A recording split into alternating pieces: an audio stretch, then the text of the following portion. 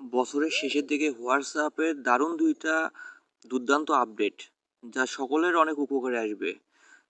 আমরা যখন মূলত কারোর সঙ্গে হোয়াটসঅ্যাপে সিক্রেট চ্যাটিং করি, সেগুলো কিন্তু আপনাদের অন্য কেউ ফোন হাতে নিলে, সে যদিও আপনার হোয়াটসঅ্যাপে ঢুকে, তখন কিন্তু আপনার এই সিক্রেট চ্যাটিংগুলো কিন্তু দেখতে পারে, যার কারণে আপনার প্রাইভেসি পর্যন্ত নষ্ট হয়ে যেতে পারে।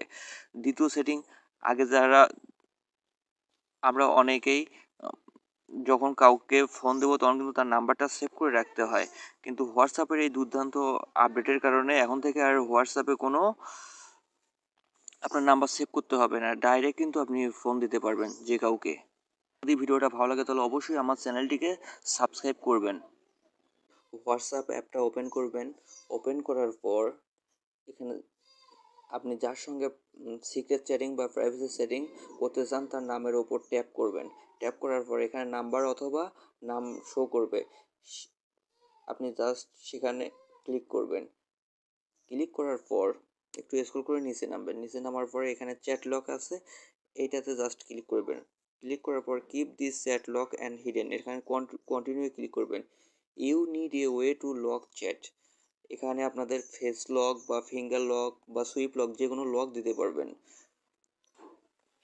দিলে পরে এখন আপনার থেকে কেউ, যার সঙ্গে আপনি সিক্রেট চ্যাটিং করেন বা প্রাইভেসি সেটিং করেন, সে অন্য কেউ কিন্তু সেগুলো দেখতে পারবে না।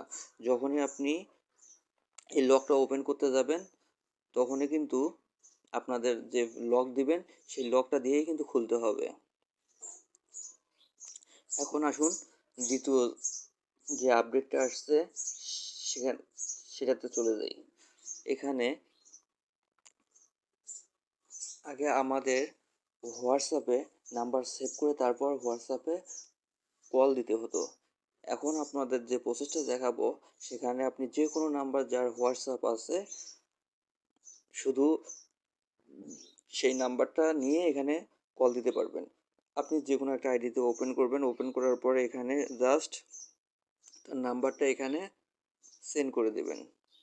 সেন্ড করে দেওয়ার পরে শুধু এই নামের উপর ট্যাপ করবেন।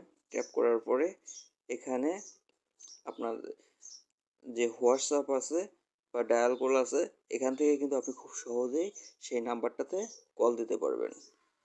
ধন্যবাদ।